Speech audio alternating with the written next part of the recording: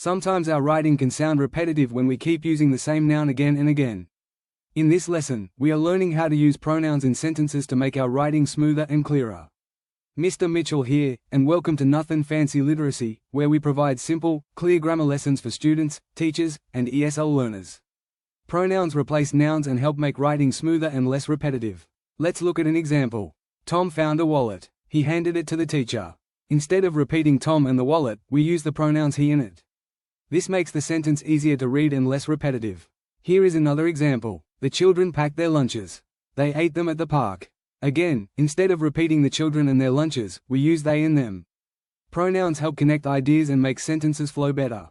Let's look at one more example. Sarah picked up Sarah's bag and Sarah walked to class. We can improve this by using pronouns. Sarah picked up her bag and she walked to class. Now the sentence sounds smoother and easier to understand. There is one important thing to remember. A pronoun must clearly match the noun it replaces, or the reader may become confused. Here is your activity. Rewrite the sentence using pronouns for cohesion. Take a moment to pause the video and try it yourself.